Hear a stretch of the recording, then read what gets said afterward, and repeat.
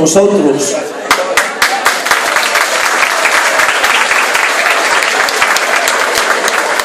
El padre Pacho fue el que me llevó al seminario. Fue a Viterbo, me buscó, yo le dije que no molestara.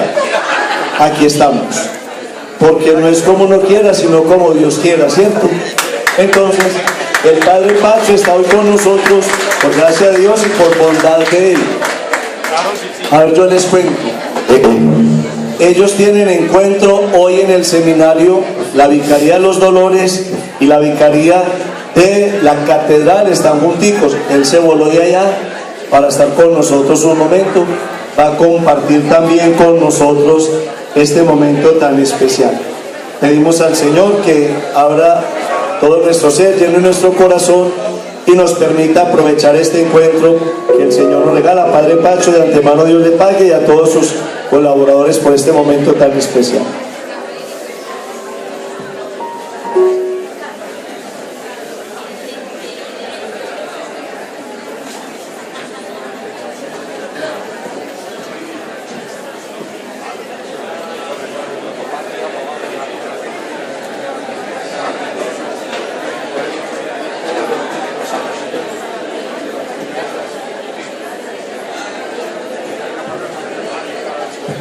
Ay, me quedo yo con la agua.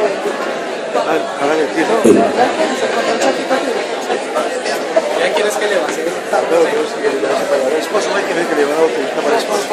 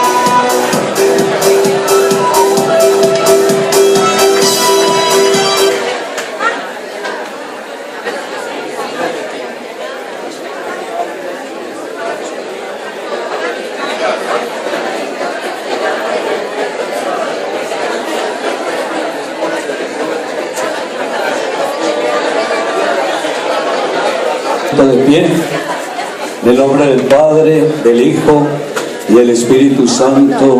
Amén.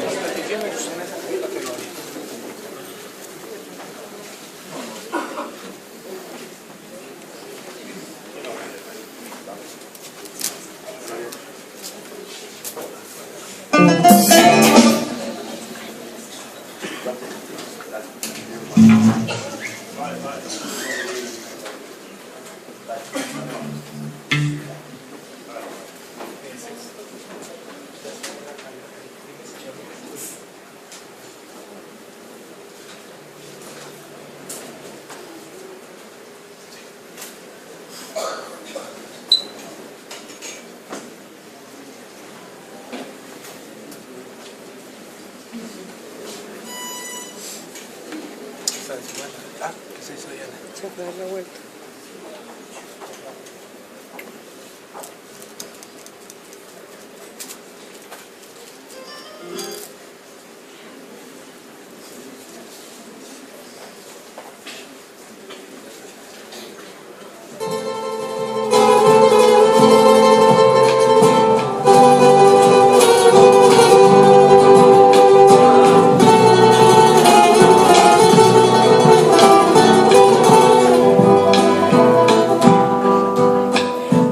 Un resplandor de luz llegó a mi vida.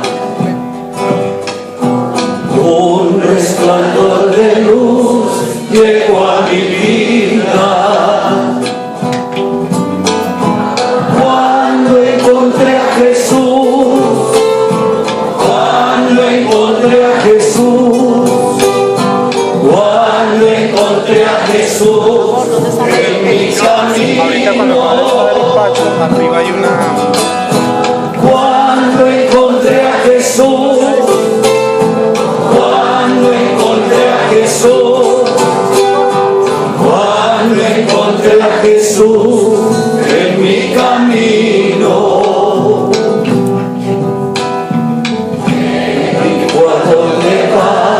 Vente conmigo. Más fácil del otro lado. Me dijo a dónde vas, vente conmigo. Si quieres conocer, si quieres conocer, si quieres conocer donde yo vivo. Para allá y no.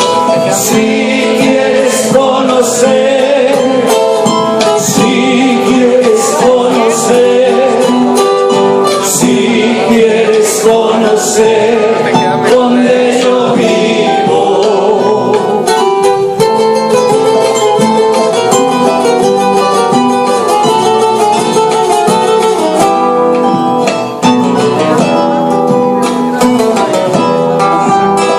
Perdón por aquel mendigo, por aquella lágrima que hice brillar. Perdón por aquellos ojos que a cruzar los míos no quise mirar. Señor, no le di mi mano, se encontraba solo y lo dejé partir. Por solo buscarlo tan lejos de ti. Señor, porque soy así, es que cuando ciego no sé comprender. Señor, tú eres mi esperanza, dame tu mirada que te sepa ver. Señor, tú eres mi esperanza, dame tu mirada que te sepa ver.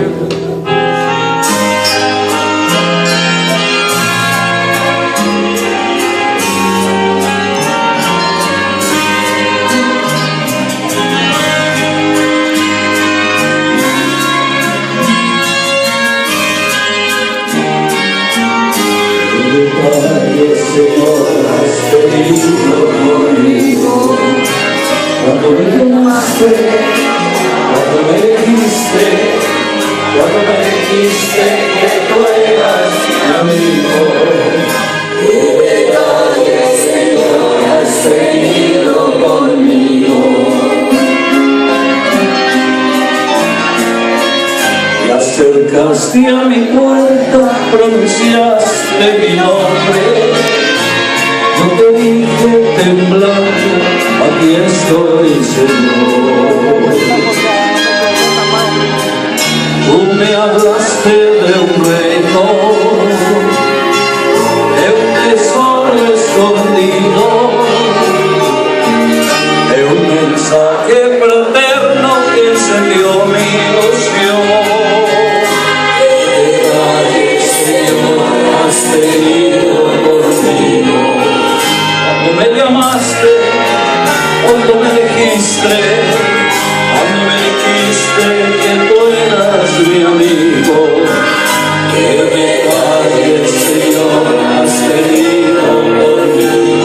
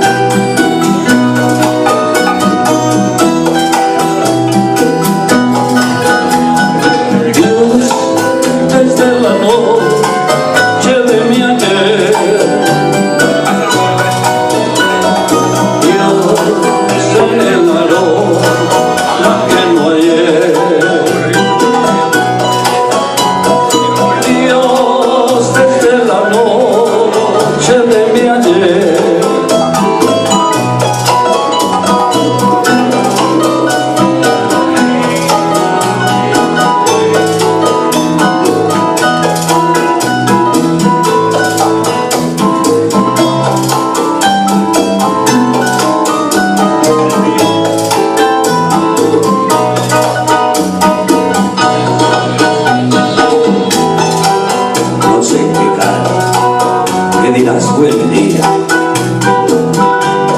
Ah, tanto tiempo que no estamos juntos. Yo te diré que estoy tan ocupado últimamente, pero si vienes esta tarde a casa, así charlamos y cenamos juntos.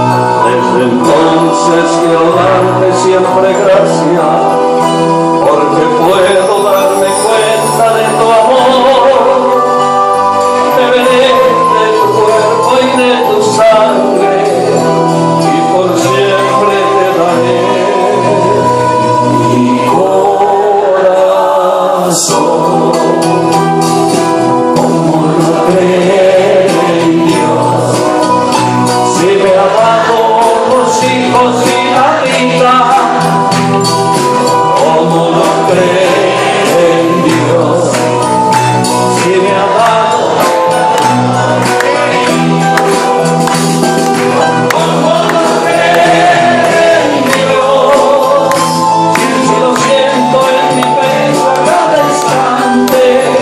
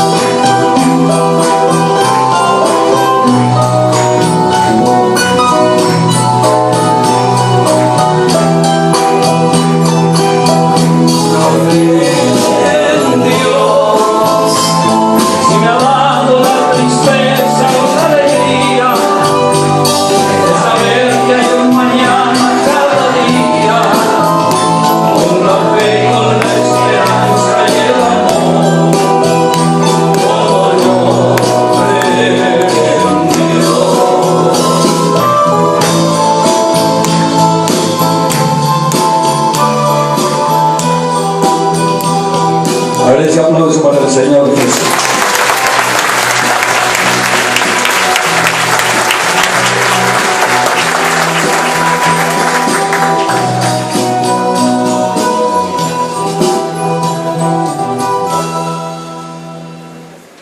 Tenga la bondad de sentarse.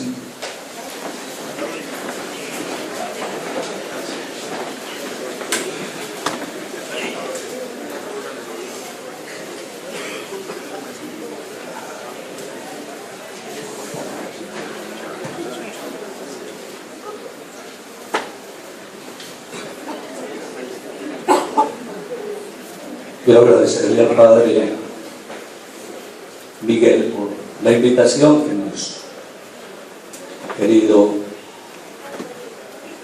realizar a través del Ministerio de Evangelización con Carlos Alberto y todo el equipo de trabajo que vienen organizando este extraordinario retiro en esta mañana y en el día de ayer. Como lo decía él, estamos en el Seminario Mayor reunidas las dos vicarías de Nuestra Señora de la Pobreza y Nuestra Señora de los Dolores. Las dos advocaciones nos reunimos en esta mañana, más o menos unas 1.200 personas. Estamos aquí reunidos en el seminario, fortaleciéndonos en esta experiencia que nos ofrece el Señor a través de estos encuentros de pequeña comunidad.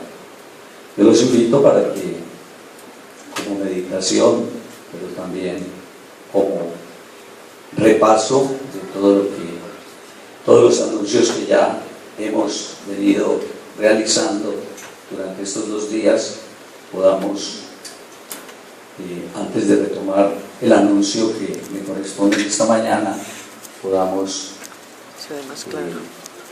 hacer este recorrido que nos invita a nosotros a fortalecernos en este primer anuncio querigmático. Darle gracias al Señor porque hemos ido descubriendo que Él nos ama personalmente, y lo hemos descubierto porque a través de este proceso querigmático descubrimos el amor de Padre. Esta imagen es extraordinaria, que nos muestra a nosotros la ternura de esas manos que a veces son toscas, pero que cuando toman en brazos al niño se convierten en las manos más tiernas de toda la creación. Tú me has puesto en tus brazos, Señor, y no me has puesto ninguna condición para amarte. Me amas así como soy. Me amas y lo único que me pides es que crea en ese amor tuyo, que crea en ti y me confíe a ese plan amoroso tuyo, Señor. Porque me pregunto en ocasiones, ¿por qué no experimento ese amor en mi vida, Señor? En ocasiones no experimentamos tu amor y tú nos respondes con la carta a los romanos que la razón no es otra sino la realidad de pecado. Cada vez que pecamos dejamos de experimentar tu amor en cada una de nuestras vidas y nos privamos de esa manifestación salvífica que tú nos otorgas a cada uno de nosotros. Y lo peor de todo, Señor, es que en muchas ocasiones no podemos evitarlo. Por eso, en este retiro querigmático, hemos venido ante ti y nos preguntamos si estamos empecatados, ¿dónde está la solución para que el hombre recupere su dignidad que hemos perdido cada vez que pecamos y que nos alejamos de tu paraíso? Y hoy más que nunca estamos convencidos que al único que podemos acudir para encontrar la solución a nuestras fragilidades y a nuestros pecados, al único en quien podemos encontrar solución, es en ti, Señor.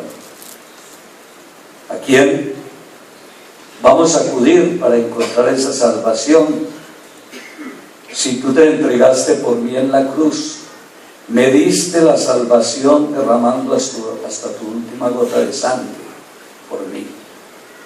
Me liberaste de las cadenas del pecado, pero yo debo darte una respuesta libre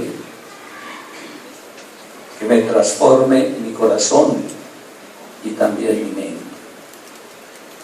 Y esa respuesta no es otra que iniciar en mí un proceso de conversión, convertirme de todo pecado, de todo pensamiento, de deseos voluntarios, de palabras, de acciones, de omisiones.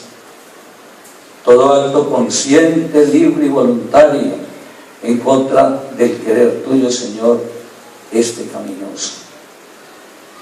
Y nos han invitado en los anuncios anteriores que debo convertirme de todo resentimiento.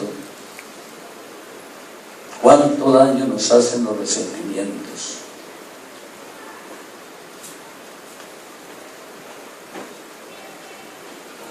Hoy, Señor, vengo delante de ti y quiero que tú me limpies de todas aquellas malquerencias, odios que se han anidado en mi corazón. Pero también tú nos invitas para que nos convirtamos de las obras de Satanás. Abre nuestros corazones para comprender que hay una fuerza poderosa que San Pablo la llama principio de inequidad, que nos aleja de tu presencia y de tu amor. Las obras de Satanás son aquellas acciones y actuaciones que nos alejan de ti. ¿Cuántos de nosotros hemos caído en idolatrías, en ocultismos, en esoterismo, en superstición? ¿Cómo la superstición está tan cerca de la fe? Y por esa obra redentora tuya, Señor, has ofrecido al hombre la salvación y el perdón de los pecados.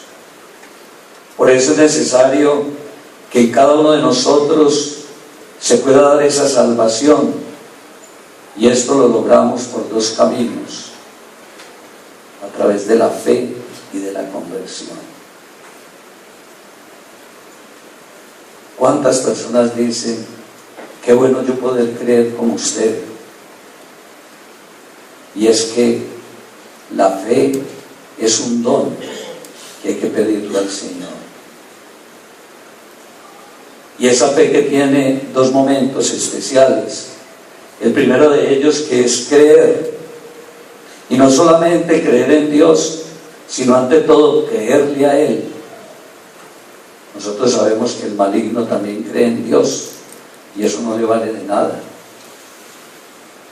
Y la fe no es simplemente un acto intelectual, no es simplemente que yo acepte que Dios existe, sino que es ante todo una actitud interior de aceptación del plan de Dios.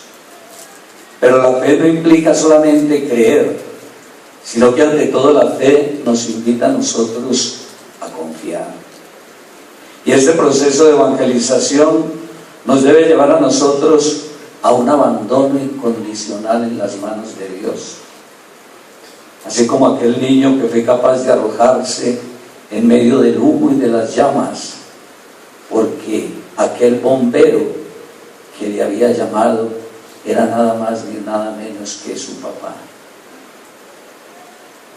Pero la salvación, hermanos, que es una gracia de Dios, la alcanzamos no solamente por una adhesión incondicional a Dios, sino también por algo que es fundamental, que es la respuesta del ser humano. Esta es una palabrita griega, que es la palabra epistrepo, que significa literalmente volver atrás, que significa darme media vuelta.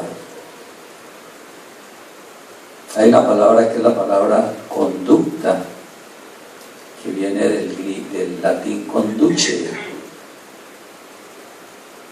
La palabra conducere significa la manera como yo estoy conduciendo mi propia vida, que es una conversión real, permitir que Dios actúe en mi vida y se dé en mí un epístrepo, se dé un cambio, como lo hizo este personaje pequeño, Zaqueo, que había robado durante toda su vida y delante del Señor se dejó tocar por su mirada y entonces se dio en una transformación, no solamente intelectual, sino también en toda su vida, y se dio una transformación en él y volvió nuevamente a Dios, que es a lo que nos invita este proceso de evangelización. Pero ¿cómo hacer posible que Jesús, si yo inicio un proceso de conversión y de fe, no solamente sea mi Salvador, sino que ante todo sea mi Señor? Y es aquí cuando ya nos adentramos en el tema que nos corresponde en esta mañana. ¿De qué manera puede Jesús no solo ser mi Salvador, sino también mi Señor? Me parece que es fundamental la catequesis y el anuncio de esta mañana, porque nos permitirá a nosotros transformar nuestra vida y nuestro corazón. Yo los invito, por los que trajeron la Sagrada Escritura, para que tomemos un texto bíblico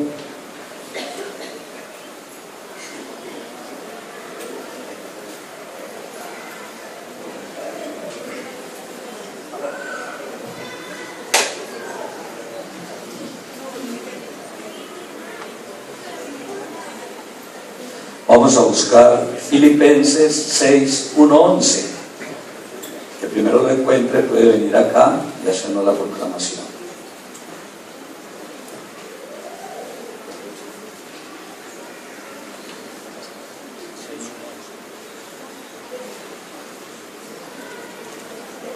¿Ya lo encontraron?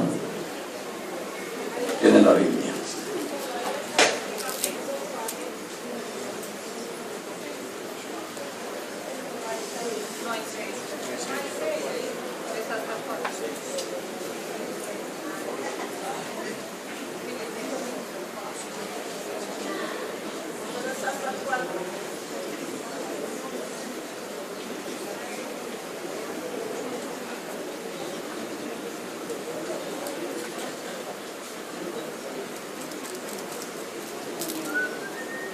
Está mal el texto ahí.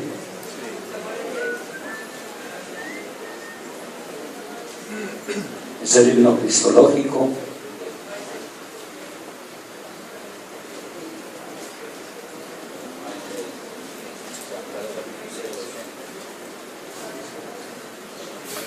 Ahí está el texto, vamos a hacer el texto de allí. Es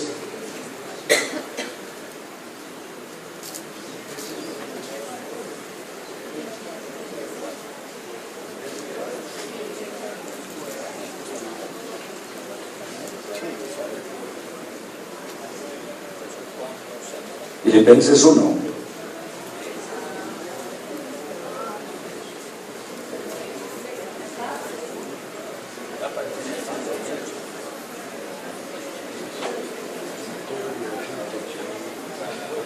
Nos dice Filipenses: Cristo, a pesar de su condición divina, no hizo alarde de su categoría de Dios.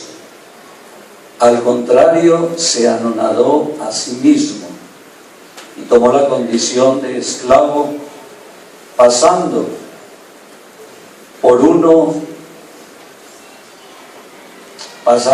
de tantos, y así actuando como un hombre cualquiera, se rebajó hasta someterse a la muerte, incluso a una muerte de cruz. Por eso Dios lo levantó sobre todo y le concedió el nombre sobre todo nombre, de modo que al nombre de Jesús toda rodilla se doble en el cielo, en la tierra, en el abismo, y toda lengua proclame: Jesucristo es el Señor, para gloria de Dios Padre. Palabra de Dios. Estos primeros versículos de esta carta de San Pablo a los filipenses es uno de los, diría yo, una de las perícopas o de las partecitas más interesantes del Nuevo Testamento, porque nos muestran ese himno cristológico. Y es muy interesante saber a quiénes les escribe San Pablo, cuáles son los destinatarios de esta carta, que supuestamente ya han escuchado antes a Pablo o alguno de los evangelizados que fueron allí a esa comunidad de los filipenses, no de los tolimenses, como decía una señora en alguna vez que proclamaba. Yo recuerdo en Belén de Umbría que la señora se paró y dijo: de la carta de San Pablo a los tolimenses.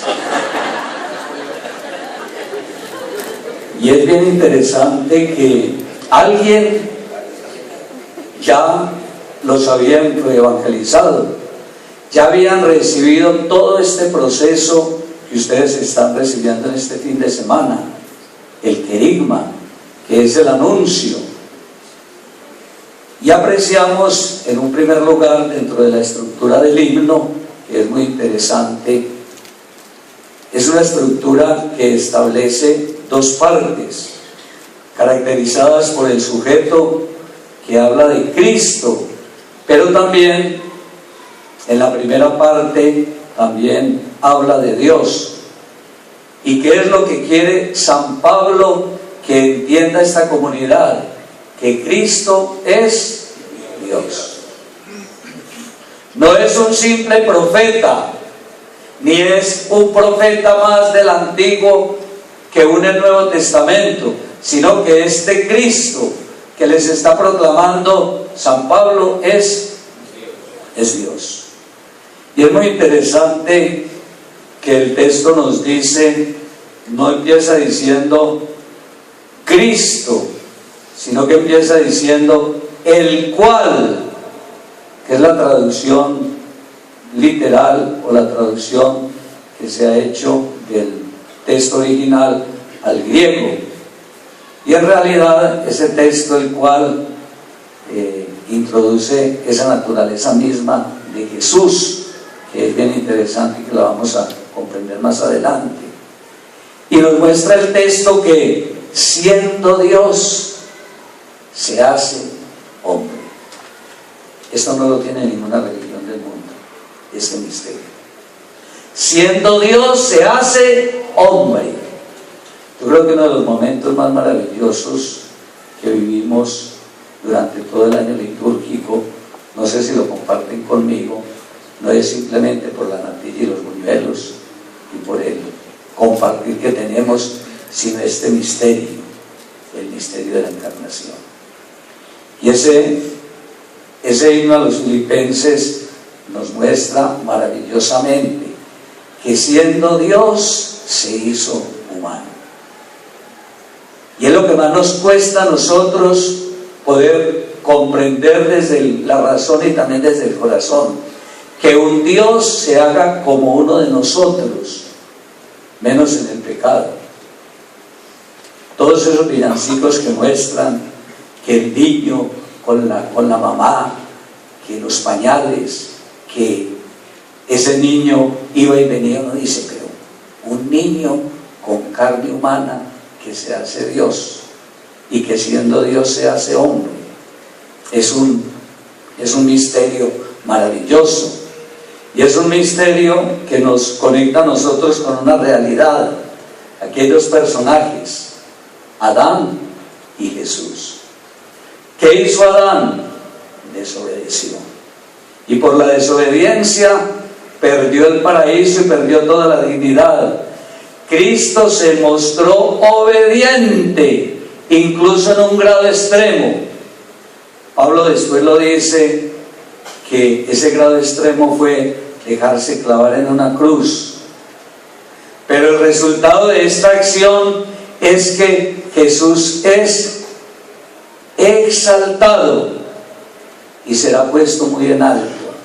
Y este es como el culmen y el centro de la teología cristiana. Un Dios que se abajó, tomó la condición humana, se hizo como uno de nosotros y se dejó clavar en cruz, y el Padre Dios lo exaltó y lo puso muy alto. Hay un texto hermosísimo, que no creo que me equivoque ahora, que es Isaías 45:23.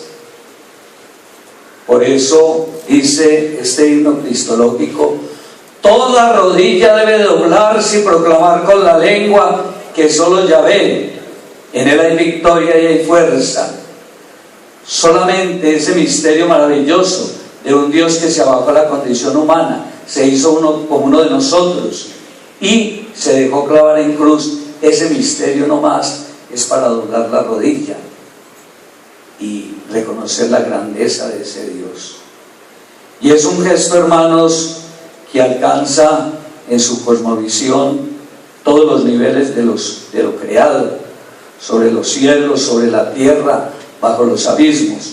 No hay algo más grande que haya realizado un ser sobre la tierra que lo que realizó Jesús cuando se abajó y se dejó clavar en una cruz y se hizo Señor de cielos, de tierra y de todos los abismos. Y el culmen del himno lo tenemos en esta expresión, que es la expresión Jesús, Cristo, Señor. Estas tres palabras que se reúnen allí en ese himno cristológico son maravillosas. Y estas tres palabras nos exigen a cada uno de nosotros volver al misterioso tema del nombre, la sobreexaltación del nombre, lo que significa el nombre para los pueblos del desierto. Nosotros los occidentales de pronto somos muy tranquilos, diría yo que somos muy relajados para colocarle el nombre a nuestros hijos. Alguna vez estaba peleando una pareja porque la esposa decía cómo se debía llamar el niño y el esposo decía cómo debía llamarse, y se peleaban. El señor se llamaba Fernando y la señora se llamaba Lucy, y se peleaban por el nombre. Entonces llegaron a un acuerdo, y el acuerdo fue que colocaban las iniciales del papá y de la mamá, y al niño lo colocaron Lucifer.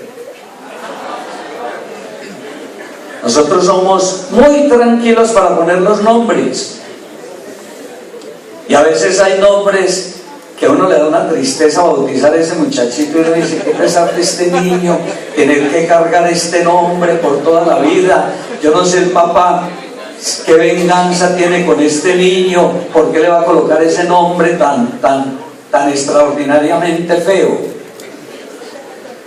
En Oriente los nombres tienen una significación muy profunda. Es la misión que Dios coloca a través de los padres a aquel nuevo ser. Isabel, casa de Dios. Francisco, yo no sé si será o no, pero Francisco, hombre laborioso.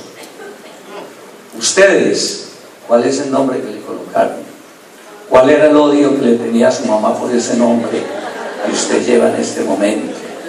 Colocamos nombres a veces sin sentido, y deberíamos entender dentro de la mentalidad bíblica lo que significa el nombre.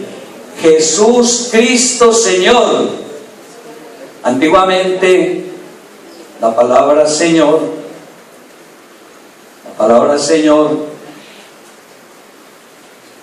era una palabra que se utilizaba para aquel que tenía muchas tierras y muchos esclavos.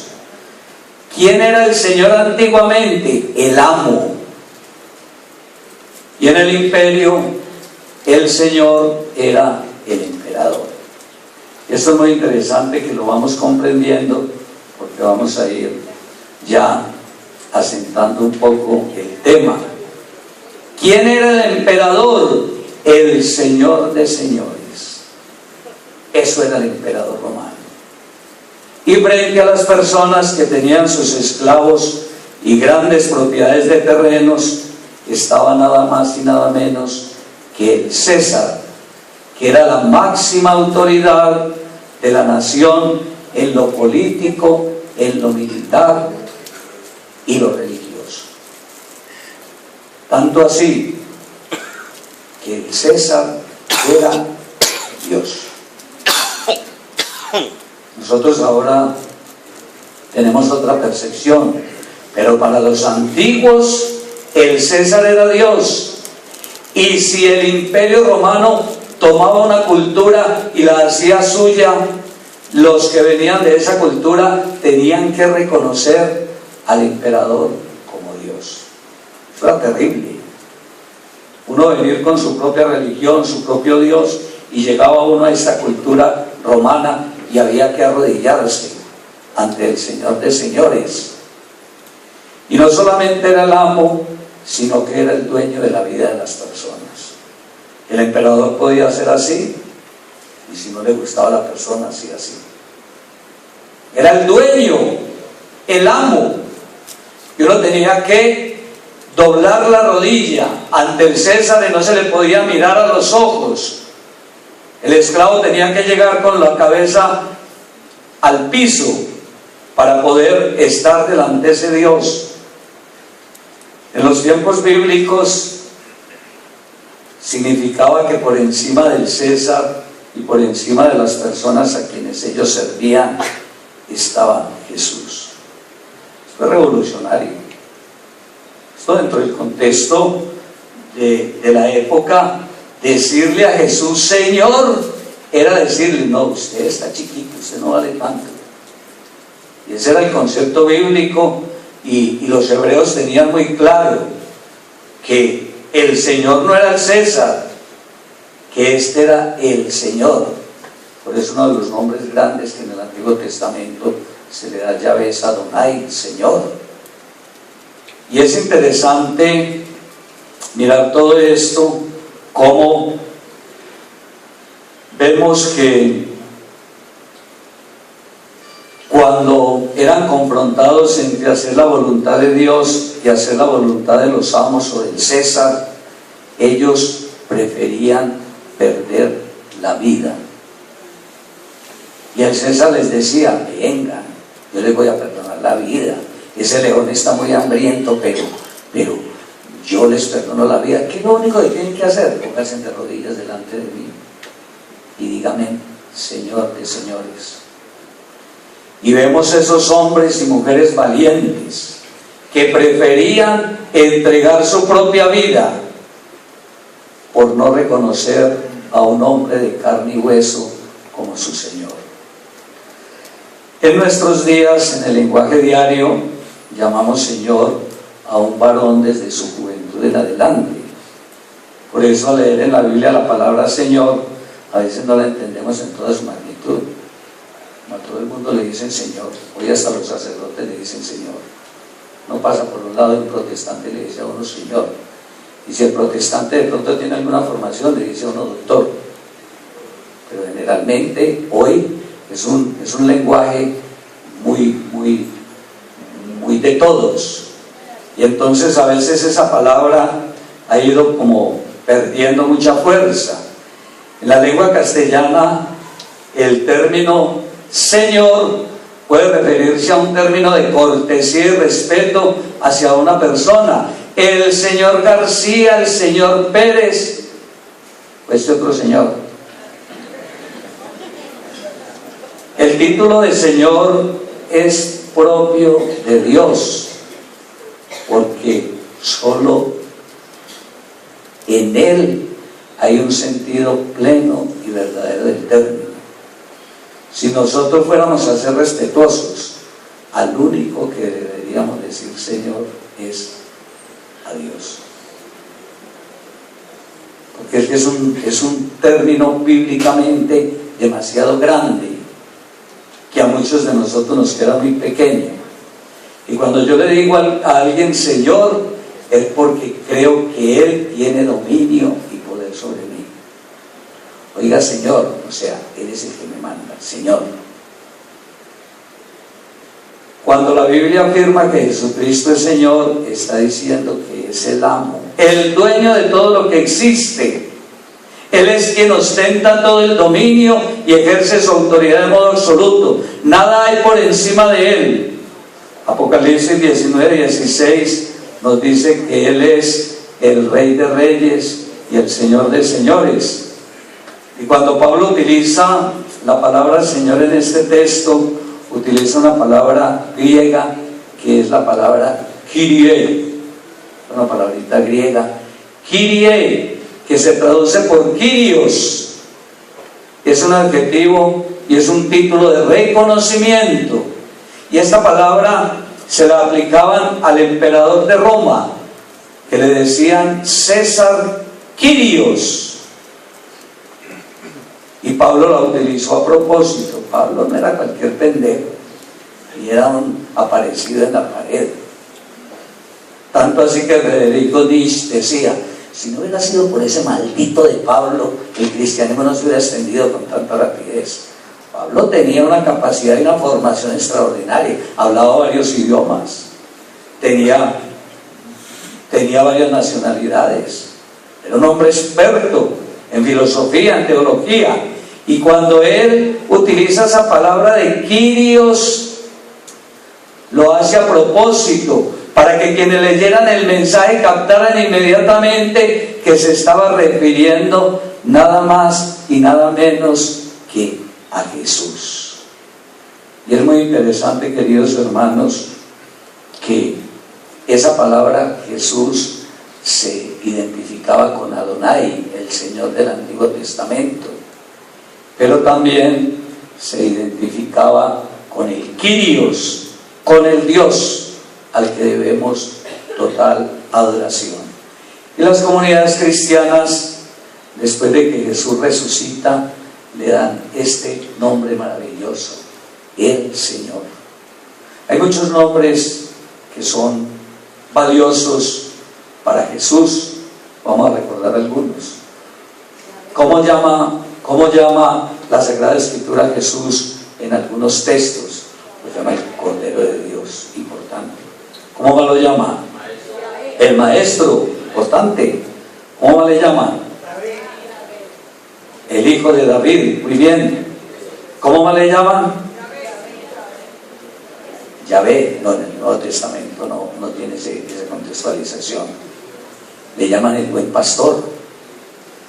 Pero el nombre más profundo y de mayor poder y mayor fuerza con el que las primeras comunidades llamaron a Jesús después del resucitado, no le decían Jesús, le decían el Kyrios. Y es muy interesante poder entender, queridos hermanos, que Jesús no es solo Señor, sino que ante todo debe ser mi Señor. Y aquí en este anuncio, en esta catequesis, es muy importante que nosotros nos podamos involucrar haciéndonos unas preguntas. ¿Cómo nos involucra este texto de Filipenses como creyentes? ¿Qué lugar ocupa realmente Jesús en mi vida? Muy interesante saberlo. Él está al ladito mío, es el centro de mi vida. ¿En qué lugar el Señor está en este momento? ¿Cómo nos involucramos nosotros en esta historia de salvación? Y hay otras preguntas también muy interesantes. Proclamo con mis labios que Jesús realmente es el Señor. Lo reconozco como quien es, mi Dios y Salvador. ¿Qué lugar ocupa Jesús en mi vida? Esto es fundamental, porque es que en el tema religioso a veces uno puede creer en alguien, pero no tenerlo como el centro y la razón de ser de su propia vida. Y se trata, ante todo, de proclamar el señorío de Jesús en todas las áreas de nuestra vida. No simplemente el domingo cuando yo voy a misa. Cuando uno ve a la gente en misa el domingo, uno dice: Jesús es el Señor de estas personas que están en misa, pero mientras están en misa, cuando salen de misa, deja de ser el Señor de sus vidas y se convierte en un Dios para ciertos momentos y ciertas áreas de nuestras vidas. Y yo creo, hermanos, que una de las decisiones fundamentales de mi existencia va a ser poder involucrar al Señor como el centro, el Señor de mi propia vida. A veces me puedo quejar con el Señor de una manera triste, y es que cuando estábamos en el seminario, el profesor de antropología teológica, que era hoy el obispo Roberto Corredor, nos decía que la gracia es el encuentro de libertades: la libertad de Dios para amarme y la libertad del hombre para dejarme amar por Dios. Y hay un tema en el tema del señorío de Jesús, y es que Dios nos hizo a nosotros en nuestras vidas con un corazón que tiene una puerta. Ustedes han recibido ya muchas veces esta catequesis, y nosotros a veces nos quejamos por qué Dios no hizo la puerta con doble chapa, chapa por dentro y chapa por fuera. Si yo no quiero reconocer a Jesús como el Señor de mi vida, Él no me va a obligar a hacerlo, porque la chapa yo la tengo por dentro. Eso es una puerta especial. ¿Por qué la hizo Dios así? Algún día, cuando estemos delante de Él en su presencia: Señor, ¿usted por qué no me hizo la chapa del corazón con doble entrada? Que usted pudiera entrar cuando quisiera y yo le pudiera abrir cuando yo quisiera. Colocó la chapa por dentro. Alguien me decía alguna vez: Padre, Dios lo puede hacer todo. Yo le decía: Dios lo puede hacer todo, sí, menos una cosa: obligarte a ti a que creas en Él. Pero no tiene pues poder, pues tiene tanto poder que te respeta esa libertad que te dio. Mira, una persona se puede empecinar y cerrarse a no aceptar acoger a Dios, y no lo acoge. Esta semana hubo un accidente de tránsito. Una persona de Pereira se accidentó yendo para Combia, y el muchacho murió en el accidente, muy cercano a la administración. Entonces yo estaba con el obispo cuando llamaron al obispo: Monseñor, estamos muy preocupados porque queremos las exequias de este muchacho. La mamá es muy creyente, la familia muy creyente, pero él como que insinuó en esos días, yo no sé si es premonición, cuando usted empiece a ver que su pareja empieza a hablar como mucho de la muerte, entonces vaya como preparándole las cosas, porque eso como que es una premonición, yo no sé. Hay gente que empieza a hablar como de eso y como que, bueno, empieza. Y este muchacho como que empezó a hablar de esos temas, y hacía un mes o 2 meses atrás. Y una de las cosas que dijo fue: si yo me muero en estos días, no me hagan ninguna ceremonia religiosa. La verdad, pues estoy ahora en una aridez y en una no sé qué. Ese fue el comentario que se hizo. Si alguno es familiar o algo acá, pues respetamos el criterio, pero eso le dijeron al obispo. Entonces el obispo dijo: no, si hay misa yo no voy, porque si el muchacho tomó esa decisión. Entonces yo fui a la catedral cuando nos informaron que sí había misa. La mamá, pues cómo no va a querer que se despida a su hijo, y celebramos la Eucaristía.